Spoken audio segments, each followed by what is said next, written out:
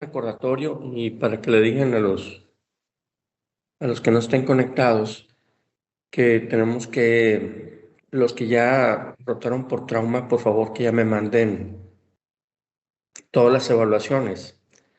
Las son cuatro, ¿verdad? En total, y la de mínimos, entre comillas, son 5.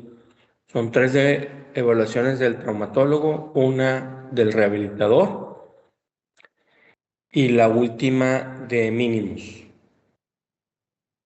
Y la retroalimentación, técnicamente hablando, presentan ustedes este viernes, sábado, domingo, lunes, van a estar cerradas las aulas o ocupadas las aulas, o ocupada la gente, y entonces el martes inmediato tenemos la retroalimentación en aulas 3 a las 7 a.m. y ya estoy entregando yo calificaciones. ¿Estamos de acuerdo?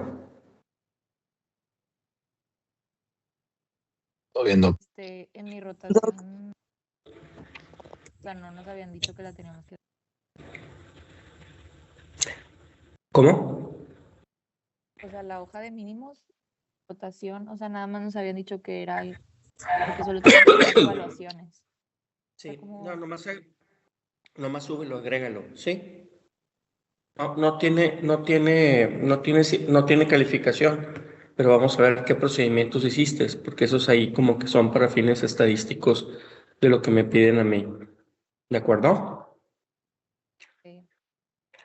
Bueno, entonces todos los que ya están y los que están rotando, pues me mandan lo que tienen, pero tienen que mandarme algo para yo calificarlo, porque ya para el martes ya lo tenemos y tenemos una calificación, los que están rotando por trauma, media parcialona, por decirlo así, que en caso de que suceda algo, de que no se presenten alguna guardia o que no estén con los profesores, se modifica automáticamente y ustedes saben que se pueden modificar ahí las calificaciones.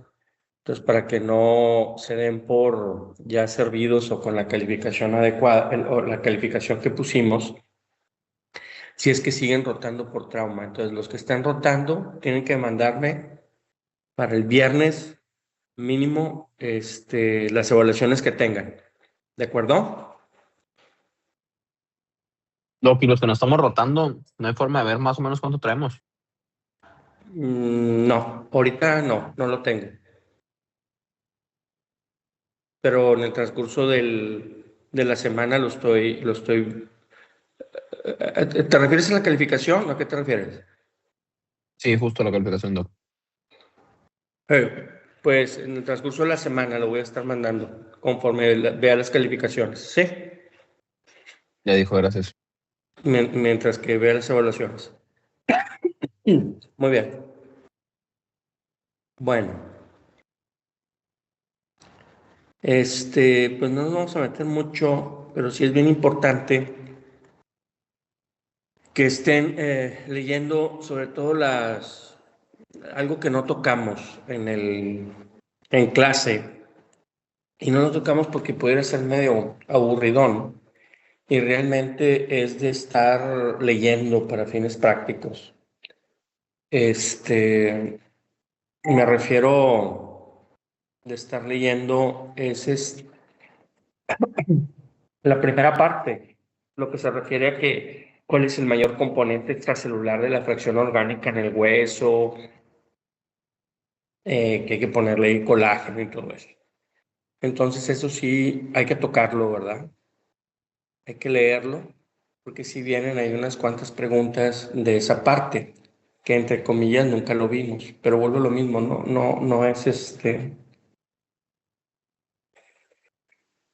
no es algo difícil de leer ni de comprender, y vienen los primeros capítulos. Muy bien. Ustedes se acuerdan muy bien de los términos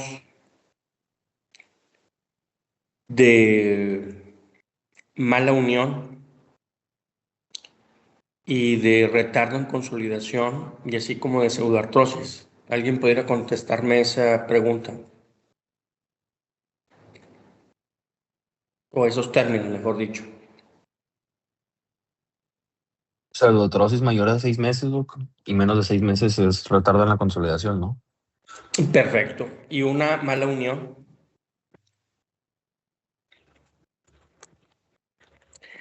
Es una unión o una consolidación del hueso morbosa, que por decir morbosa es que no es la adecuada y que las alineaciones anatómicas y las mediciones que vamos a tener no son las mejores y por tal motivo va a quedar alguna secuela, ¿verdad? Si fuera en la muñeca por una fractura de coles, pues pudiéramos, o una fractura intraarticular de la muñeca, pues pudiéramos tener ahí limitación a los movimientos de pronosupinación o de la fuerza de aprehensión. Sí, entonces sí es bien importante que tenemos, acuérdense nosotros, parámetros para decir que la alineación anatómica es adecuada. Muy bien, tenemos que distinguir, yo creo que también nos vamos a poner mucho aquí en para qué utilizamos las radiografías, para qué utilizamos el TAC y para qué utilizamos la resonancia magnética y también el gamagrama óseo. O sea, ¿cuáles son las finalidades de pedir esos estudios?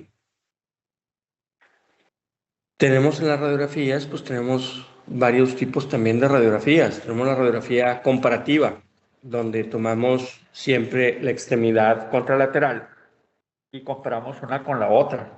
Eso lo utilizan mucho los pediatras, ¿sí? Que de repente no tienen muy bien así. Digo, me ha tocado que personas que más lo usan. ¿Por qué? Siento que a lo mejor la anatomía no la tienen muy bien todavía desarrollada. Y entonces, pues fácilmente piden una radiografía comparativa. Radiografías en apoyo, también para ver si se deforma, por ejemplo, en las rodillas, en las extremidades inferiores, en bar o algo, y ver qué tantos grados tiene. Igual en los halus valgus pedimos radiografías en apoyo en el pie. Entonces, todo ese tipo de radiografías hay que tenerlas en mente. Radiografías en estrés, radiografías dinámicas. Ya ven que es muy difícil también checar con el TAC, porque es algo muy estático, y también con la resonancia es algo estático, pues no podemos ver si existen algunas inestabilidades. Entonces, por ejemplo, en columna, pudiéramos tomar radiografías en estrés, en flexión, extensión, para ver si se desliza una vértebra sobre la otra. Y esas informaciones, pues técnicamente hablando, no nos la dan otros estudios como la resonancia magnética o como el TAC. La resonancia magnética, ¿qué función tendría? Si yo estoy solicitando una resonancia magnética y que me pudieran dar un ejemplo. ¿Ver tejidos blandos? Ver los tejidos blandos. Y un ejemplo claro de eso, doctora, ¿en qué patologías podrías pedirlo? De rodilla, meniscopatías. Meniscopatías, perfecto, muy bien. Y columna, ¿verdad? También es algo muy común. Y por ejemplo, y el estudio de la tomografía axial computada o la tomografía axial computarizada, el TAC famoso, ¿alguien más que me pudiera decir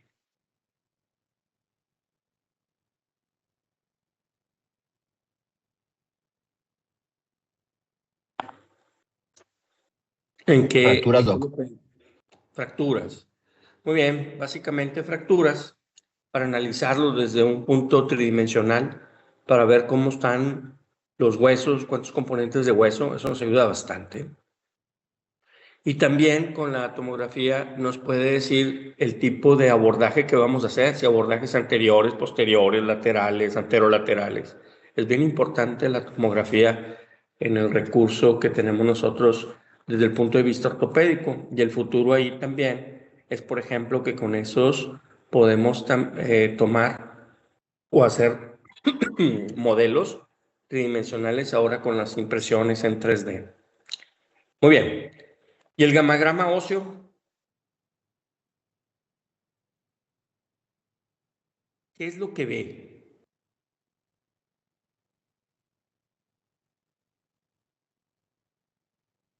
El gamagrama era captación de isótopos, ¿verdad? ¿O me equivoco? Pues de las cuantas radioactivas, así le llaman ellos, los de medicina nuclear, cuantas radioactivas. Y básicamente lo que hacen, digo, tienes ahí razón, pero lo que hace básicamente es detectar metabolismo, ¿sí? O sea, tenemos ahí que ver, tenemos que ver que el hueso está trabajando por alguna u otra razón. En los niños pequeños que tienen sus cartílagos de crecimiento es bien interesante ver cómo se manchan o se marcan los cartílagos de crecimiento. También si existen procesos infecciosos, agudos o crónicos, y el gamagrama nos puede ayudar bastante. También la cuestión de los tumores, si está activo o no activo, y problemas inflamatorios. Entonces, esa es la finalidad, ¿verdad? O inclusive si tuviéramos, como les dije, una fractura, no, una fractura antigua o una fractura nueva, adquirida, también nos ayuda a poder determinarlo. Entonces, checa actividad. Si lo marca, quiere decir que algo activo en ese hueso está funcionando, ¿verdad? También en los tejidos blandos, que algo activo está. De repente no distingue y por eso tenemos que utilizar mucho la clínica. Si yo voy en busca de procesos infecciosos o voy en busca de fracturas, y en las fracturas, pues si son nuevas, como les dije, en la gente grande, es bien común que utilicemos el gamagrama para determinar si la fractura de columna es nueva o es antigua, porque ellos ya tienen, por problemas de osteoporosis, varias vértebras en compresión. Y lo otro, y no olvidarlo, son las fracturas por estrés, que de repente no las distinguimos, el paciente trae mucho dolor. Entonces, yo tengo la sospecha de que existe una fractura por estrés, puedo pedir un gamagrama óseo.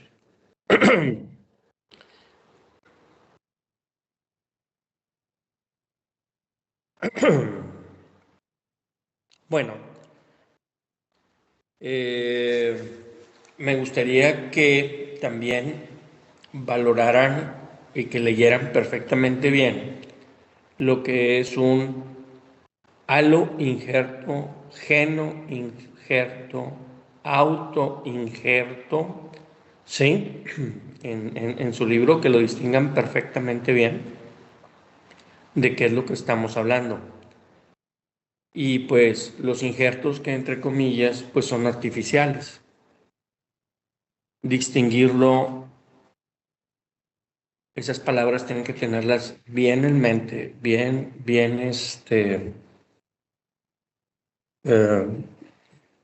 sí, ¿verdad? No es permisible que hayan pasado por trauma y que no sepan de cuando hablamos de autoinjertos, aloinjertos y senoinjertos, qué es de qué estamos hablando, ¿sí?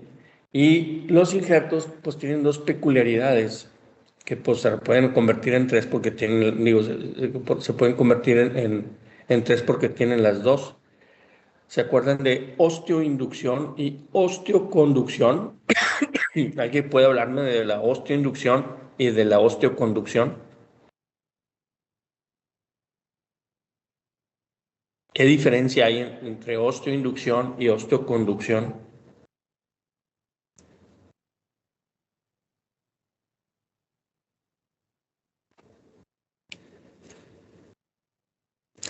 Según yo, Sí, la, sí, la inducción es como inducir la diferenciación en sí de las células formadoras y de hueso. la conducción es como servir como para que el hueso crezca. Sí, muy bien, así lo es. Sí, podemos quedar que la osteoconducción es como que un molde, ¿de acuerdo? O una estructura para que sirva de soporte mientras que el hueso hace la formación, ¿verdad? La osteogénesis. Y el otro ayuda a la osteogénesis, a activar, ¿sí? Que consolide el hueso. Muy bien, muy bien, muy bien. Porque en la pseudoartrosis tenemos que distinguir si son hipertróficas o oligotróficas. ¿También recuerdan eso?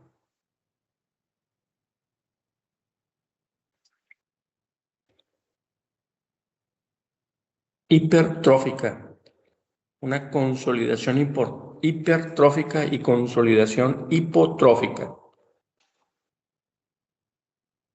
o una pseudoartrosis hipertrófica y una pseudoartrosis hipotrófica.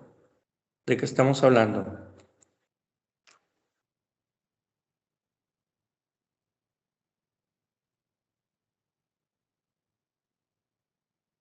Una consolidación hipertrófica nos habla de que el hueso tiene una muy buena respuesta a la formación de hueso. ¿Sí? Entonces, cuando vemos la radiografía de alguna fractura, pues vemos que hay un callo, por decirlo así, blando o duro, muy redundante, pero no se logra la consolidación. Aún así, siguen pseudoartrosis. Y la hipotrófica, pues básicamente, cuando vemos la radiografía, vemos que no hay formación de callo, no vemos callo blando ni callo duro. Si tenemos un paciente en ese sentido, o vemos esa imagen radiográfica, si es hipotrófica, tenemos que pensar en problemas nutricionales o problemas intrínsecos del paciente que de alguna u otra manera pues no los está formando. Normalmente son los nutricionales o inmunosupresiones. Entonces ahí tenemos que poner aportes biológicos, que es lo que estábamos platicando. Un aporte biológico sería un autoinjerto o un injerto que provoque una osteoinducción para la formación de hueso. Mientras que en la hipertrófica nos habla de un problema, acuérdense, de estabilidad.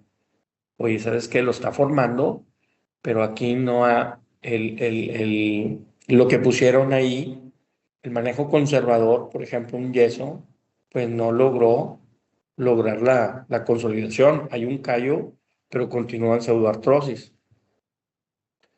O pusieron una placa, pero fue insuficiente.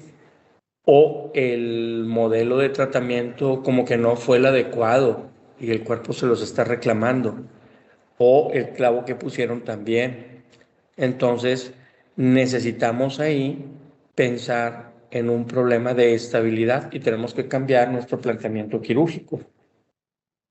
¿Sí quedó claro? Sí, doc. Excelente. Muy bien. Bueno, pues ¿quién me puede hablar de complicaciones? Vamos a decir las complicaciones por excelencia que tenemos en las fracturas o en los pacientes politraumatizados que tienen múltiples fracturas. Embolismo graso. Embolismo graso. ¿Cuáles son las características de un embolismo graso? Sencillo.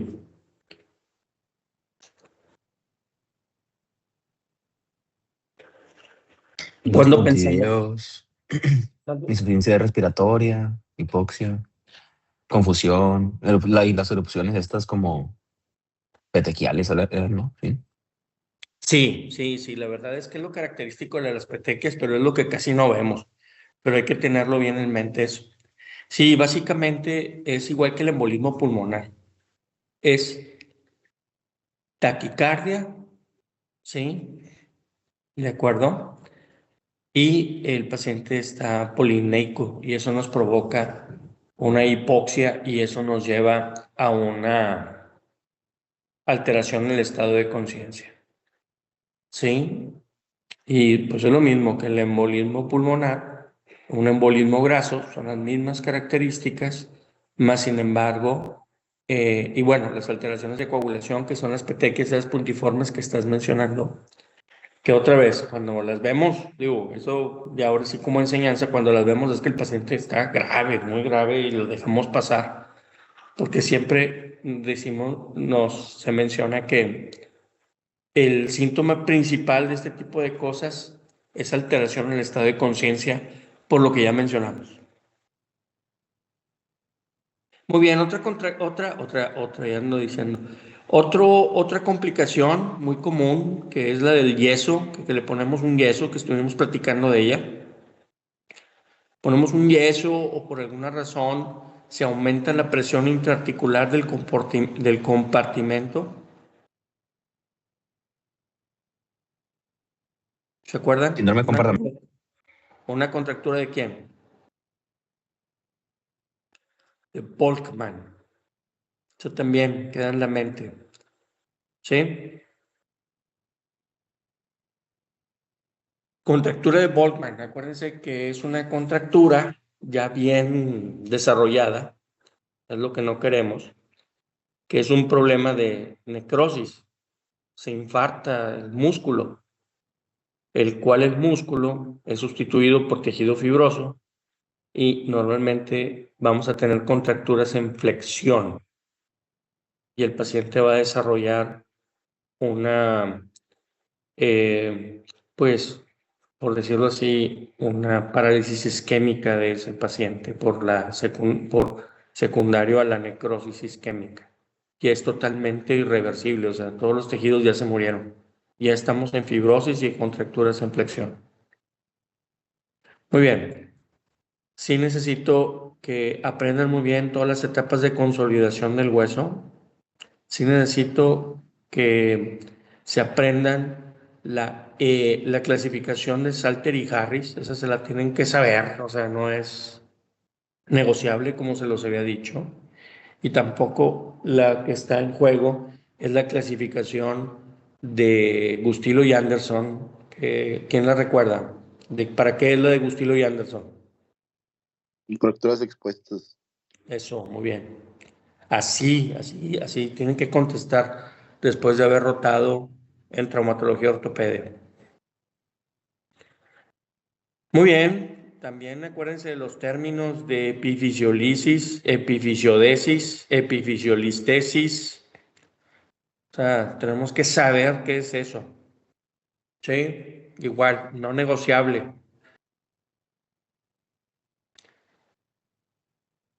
¿Cuál es el tratamiento de una fractura expuesta?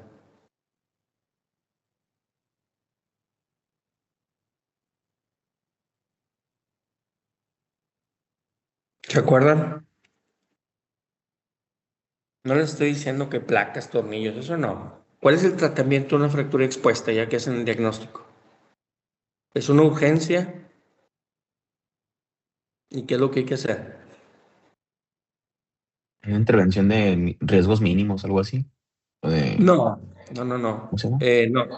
No, el tratamiento específico. Tú tienes una fractura expuesta, ¿cuál es el tratamiento específico? Es una urgencia para hacer un lavado mecánico, como mínimo 6 litros de agua, como mínimo. Mucha gente le mete antibióticos, antisépticos, pero básicamente es el lavado mecánico para quitar todo el terregal.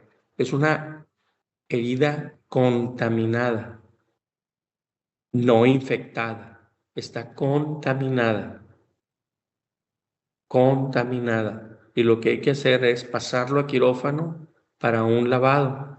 Ya después, pues ya ustedes escogerían algún clavo o algún fijador externo. Casi siempre escogemos fijadores externos. Acuérdense que las placas y fracturas expuestas no se llevan bien porque se pueden infectar, porque están contaminadas. Solamente una fractura expuesta grado 1 y con mucha valoración clínico pudiéramos utilizar un clavo, pero siempre casi el mecanismo universal son los fijadores externos que ya platicamos de ellos, fijadores externos temporales para dar una estabilidad, controlar el proceso de contaminación y luego ya podemos terminar con ese fijador, pero pues ahora todos los residentes que ven convierten los fijadores externos en placas y tornillos una vez que resolvieron la urgencia, por decirlo así. Muy bien, sí necesito lo que comentamos, ¿verdad? Traumatismos directos, indirectos, el trazo transverso, oblicuo, o sea, los 4 mecanismos. Si son por compresión, distracción, flexión, ¿sí? Abulsión, directo, indirecto, tercio medio, tercio proximal, tercio distal, con minuto, no con minuto, trazo transverso, helicoidal, y lo que vimos pues prácticamente en la clase que di yo. Fracturas patológicas. Y al entrar al mundo de ortopedia pediátrica, pues ya sabemos, ¿verdad? Leg calves pertes, pie equinovaro, pie cabo. Ese no lo tocamos mucho, pero viene muy bien en el libro y viene bien ahí en el plan. El pie plano flexible, el pie plano rígido.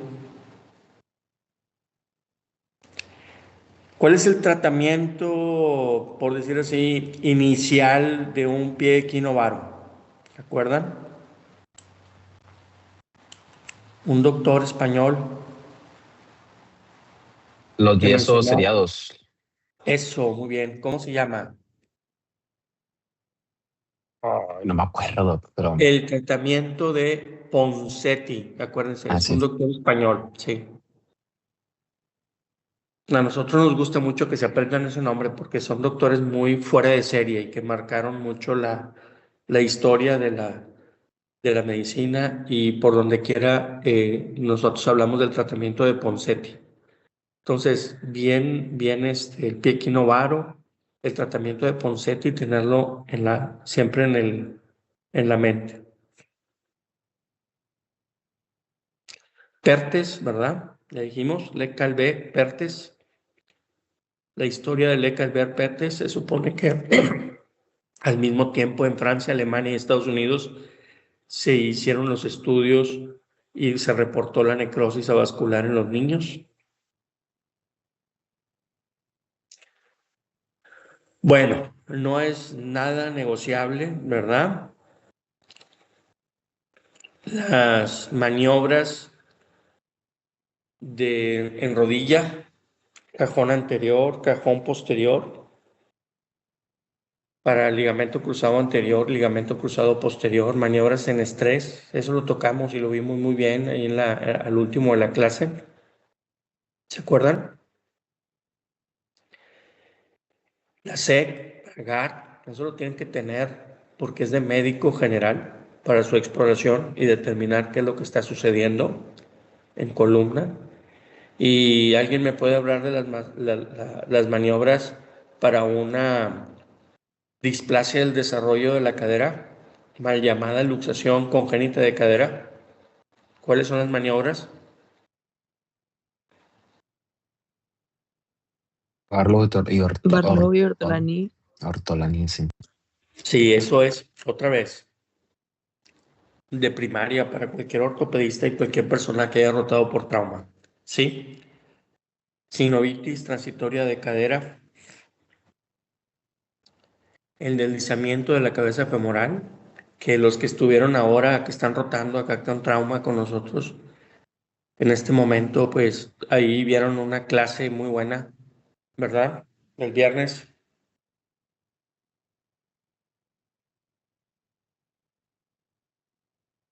Vamos a ver, vamos a ver, vamos a ver. Bueno, en tumores, yo sé que hubo mucha información en tumores, pero pues bueno, ¿qué onda en los tumores?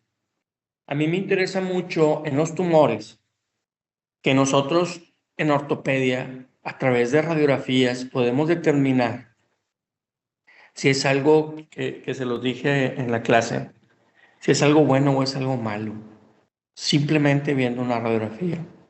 ¿Sí? Entonces, por eso la importancia de entender que las radiografías dentro de la historia clínica en ortopedia no son estudios especiales, son complemento o es parte, mejor dicho, de la historia clínica. O sea, no podemos, ya que rotaron ustedes por trauma, no hacer ninguna historia clínica si no tenemos radiografías de por medio, si estamos hablando de patologías propias de trauma. Algo de lo más importante es aproximación diagnóstica. Ya para hacer el diagnóstico, pues como que ya no tiene mucho chiste, ¿verdad? Pues vamos a tomar una biopsia, la mandamos a analizar con el patólogo, espérense tantito y ya nos van a ayudar. Y ahí con eso, pues ya vamos a hacer los diagnósticos y todo. Pero la aproximación diagnóstica, eso es lo interesante de todo esto. Tenemos 3 patrones, ¿se acuerdan? ¿Cuáles son los patrones que vemos que vienen en el libro? Les dije que eran 3. ¿El patrón qué? Demográfico, apolillado y el Sí, geográfico, más que ya demográfico. sé. Sí, andabas ahí, pero en la situación social. Es geográfico, apolillado y permeativo. Eso tienen que tenerlo también en mente, ¿de acuerdo? Y con eso podemos distinguir si es benigno o es maligno y qué tipo de tumor. Entonces, con eso, sumado a qué es lo más común, si vemos un quiste, si vemos un osteocondroma, vemos una saliente de hueso, y si es maligno, pues si vemos que es permeativo o infiltrativo, y si es un niño, si es una persona grande, pues podemos seguir si es una metástasis, un sarcoma de Ewing, ¿de acuerdo? Entonces, eso tiene que quedar también para ustedes. Y lo otro, que a lo mejor la doctora no le metió mucho ahí, mucha galleta, que también tienen que saberlo, pues es la reacción perióstica, ¿sí? ¿Cuál es la clásica reacción perióstica maligna?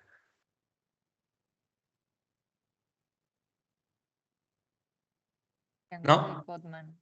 Eso mero, ¿sí?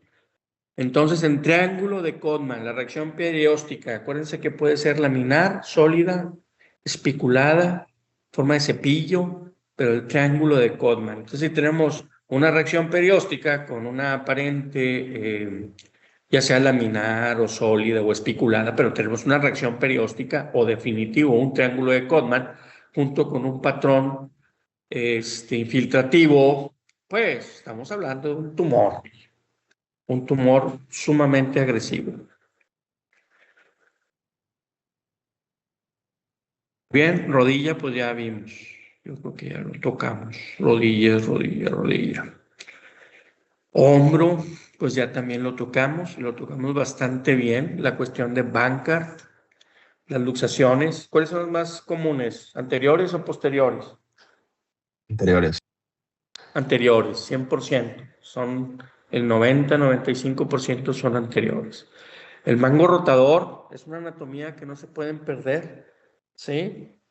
Lo vimos, creo que bastante bien ahí en el cadáver. Y pues bueno, la neuropatía periférica, ¿sí? Tenemos lesiones de la neurona motora superior e inferior. Normalmente, no normalmente, ¿qué tipo de parálisis espero en una neurona motora superior?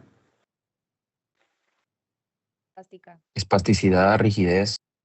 Excelente. Y en la inferior, pues la flacidez. Eso no se lo pueden, o sea, no lo pueden dejar. Y pues bueno, ¿cuál será la patología más común de la neurona, de una neuropatía periférica crónica? ¿Cuál es? Pues El no sé si túnel del diabetes. carpo. El Ah, túnel del carpo. Acuérdense, túnel del carpo. Eso es lo más común. Las neuropatías periféricas en su libro, eh, que ya le he comentado, creo que ya lo he comentado, distingue una neuropatía periférica con la parálisis flácida y tenemos si son abiertas o cerradas. ¿Sí? Una neuropatía periférica abierta, ¿cuál sería? Corte un cuchillo, un quirófano. ¡Pum! La abrí, la corté. Cerrada, pues un golpe. ¿De acuerdo? Y podemos distinguir si son agudas, las cerradas, si son agudas o crónicas.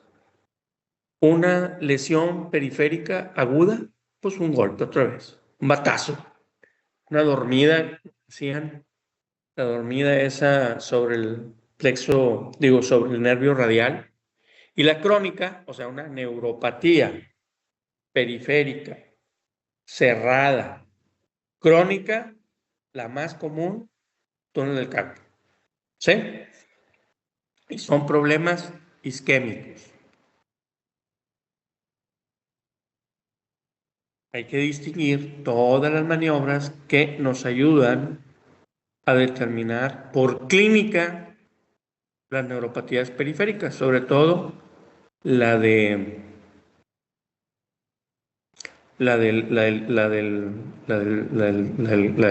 ¿cómo se llama? La del túnel, Fallen. túnel del carpo. Sí, así es. Bueno, y creo que lo vimos y lo estuvimos platicando los que rotaron conmigo en lo que es artrosis, pues hablamos, acuérdense, de coxartralgia o una coxartrosis, que es genovaro, compartimento interno, compartimento externo por el genovalgo. O sea, eso ya queda. Una gonartrosis, no es que tenga gonococo ni que la tenga mal ahí, pues no. Gonartrosis se refiere a los 3 compartimentos de la rodilla, ¿sí? Y necesito, y yo se los puse, que tenemos 3 tipos de tratamiento. Osteotomía, ¿se acuerdan? Artrodesis, artroplastía. ¿Sí? Fíjense, los tipos de tratamiento para las artrosis. 1, artroscopía. 2, sinovitis. Perdón, una sinovectomía. 3, osteotomías. 4, artroplastías. ¿Sí? Si tenemos un paciente joven y queremos hacer correcciones en genovalgo, pues pensamos en osteotomías. Si tenemos un paciente grande, pues pensamos en artroplastías, ¿sí? Y si tenemos un paciente que tiene cambios incipientes de artrosis, pues pensamos en artroscopías, que al mismo tiempo hacemos sinovectomías. ¿Se acuerdan de la clasecita, los que rotaron conmigo? Una clasecita chiquita, que también se las di cuando vimos artrosis. Esa no se la pueden perder. ¿Estamos? Necesito, otra vez, en el tratamiento de la artrosis o del desgaste articular, que estén pensando, eso viene en el libro. Todo lo que les estoy diciendo es del libro. O sea, no me estoy saliendo del libro. Es el capítulo, creo que 6.3 del libro. Y no tiene nada de chiste. O sea, básicamente, otra vez, si tenemos una artrosis, son estos tratamientos. 1, artroscopía. 2, sinovectomía. 3, osteotomía, artroplastía y por último, la artrodesis. Lo voy a repetir. 1, sinovectomía. Primero, artroscopía, sinovectomía. La artroscopía puede ser la sinovectomía, pero el libro la distingue como una entidad aparte. Artroscopía, sinovectomía, osteotomía, artroplastía y artrodesis. Ejemplo de una artroscopía, pues muchas. En la artroscopía quitamos la sinovial inflamada como en la artritis reumatoide. Sencillo. Oye, doctor, tenemos un paciente joven con una mala alineación en varovalgo. Ese es el mejor ejemplo, ¿verdad? Pues una osteotomía para la corrección de las cargas y evitar el desgaste. Este paciente tiene un desgaste terrorífico por arriba de 64 años cronológicos y fisiológicos. Pues bueno, pues es una artroplastía. Y por último, este paciente no le podemos poner ninguna prótesis. Entonces, ¿en qué termina? En una artrodesis. La fusión de la articulación para evitar el dolor.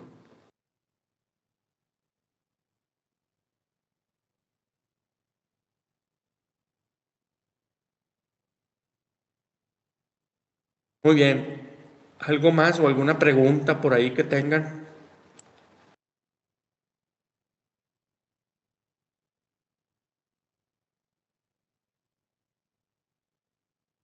¿Tienen muchos rayos o sea, preguntas de radiografía? Miren, sí pongo muchas imágenes. Las imágenes, fíjense, digo, según ahí en lo que yo hice y en las preguntas,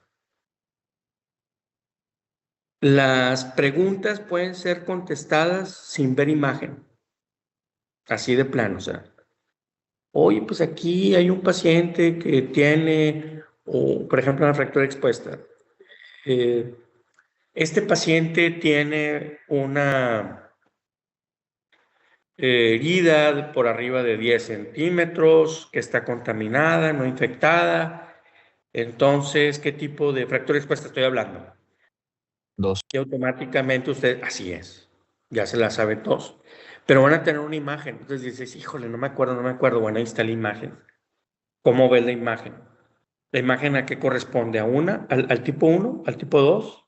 ¿O al tipo 3 ABC? Ah, no, pues corresponde al tipo 2. Pues ahí está. Entonces la imagen es son dos formas de contestar la pregunta. ¿Sabes qué? No sé. Déjame ver la imagen. Sí.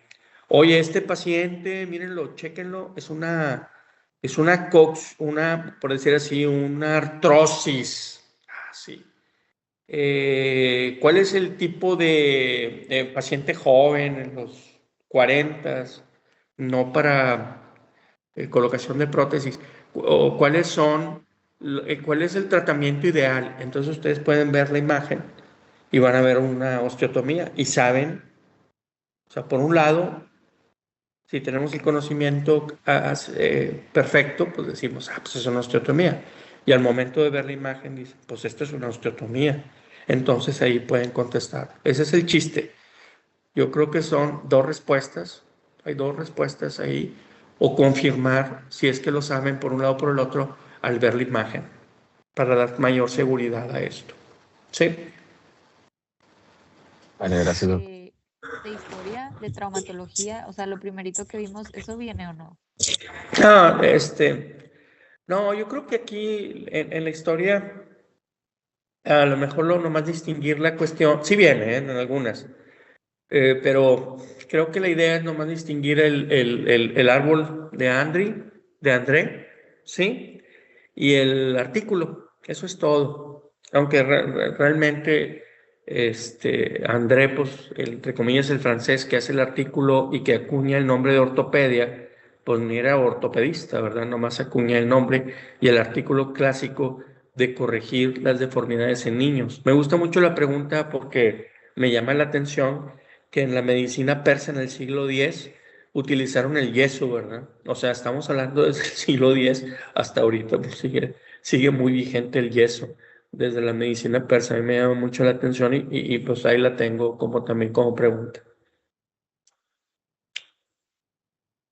Pero hasta ahí no nos vamos a meter mucho así como que a la historia, pero pues bueno, para mí es muy interesante.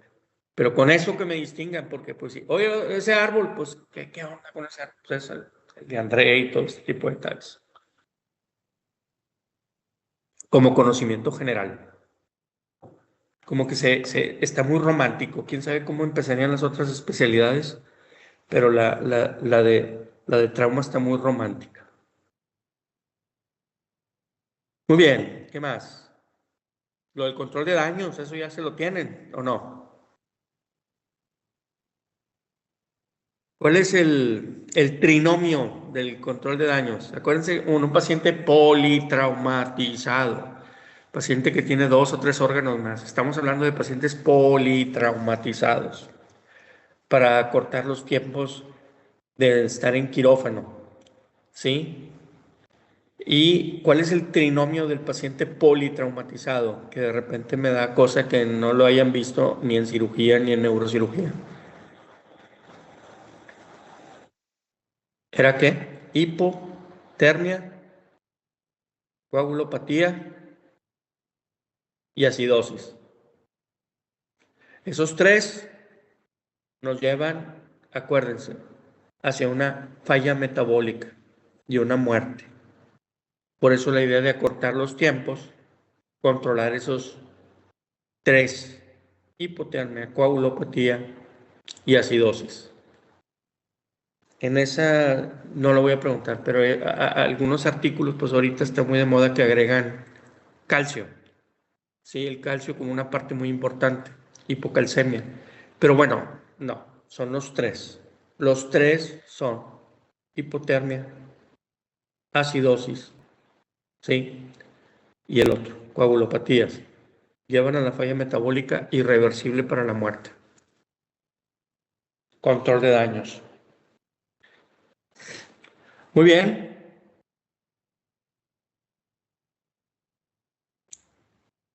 Pivot shift. El signo de la aprensión. ¿Quién recuerda el signo de la aprensión?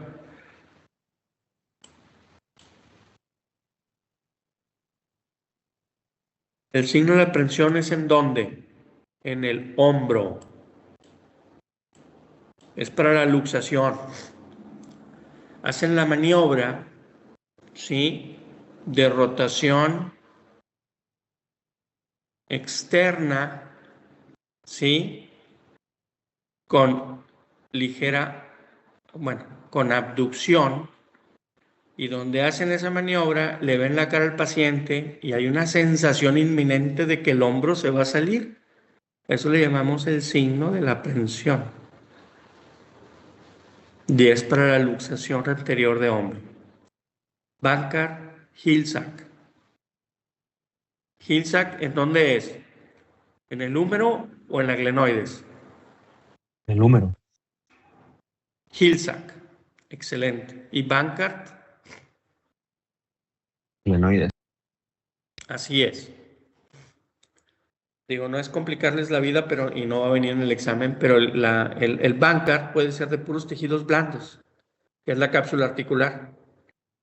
Pero a veces cuando se quiebra la glenoides, que puede ser, o que se luxó y erosionó ahí el hueso, le llamamos el Bony Bankart o la lesión de Bankart. Pero bueno, eso no viene el caso. No confundir luxación acromioclavicular con luxación glenoidea. Muy bien, pues bueno, el viernes, y por favor empiecen a entregar todas las calificaciones. Digo, todas las evaluaciones, ¿sí? Si no están las evaluaciones, pues se manda la calificación así, porque a mí me exigen ya para el martes tener esa calificación. Por lo pronto se irían con 0, que no sería nada raro, mientras que vemos todo. Entonces, por favor, les encargo. No se les ocurran, por ningún motivo. Hoy es que no lo encuentro al doctor, pues aquí me invento yo una firma y veo esto y veo lo otro, o estuve medio rara con el doctor o medio raro con el doctor y pues no nos llevamos ahí bien y pues ahí no me firmó, sí me firmó, me calificó mal, porque ya tengo yo reportes de alguno que otro de situaciones que se presentaron. Entonces, yo lo puedo revisar. Entonces, no se les ocurre hacer nada extraño, ¿sí? Es mejor platicarlo. ¿Estamos de acuerdo?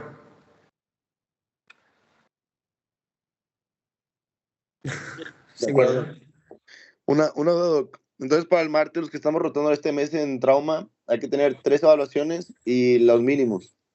Sí, y no para el martes. Sí, pues yo creo que para el sábado, domingo me la estás mandando, ¿sí? Ah, ok. Sí, sí. Mínimo el lunes, sí. Pero Ya los que está. están rotando, pero necesito que me manden algo, ¿sí?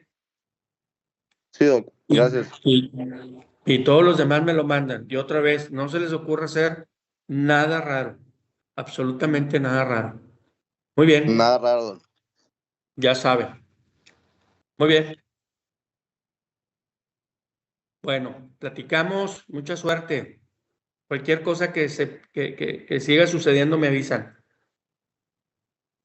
Gracias, Doc. Órale, a Gracias, leer. doctor. Ya lo vieron todo, ya lo tocaron. De una u otra manera, ya tocaron todo. Ya lo tocaron. Nos vemos. Son 50, Doc. 50 preguntas. ¿O Son cuántos? 50. Hey, Listo, ya dijo. Gracias. nos vemos. Bye. Gracias, Doc. Hasta luego. Cuídense mucho. Bye bye.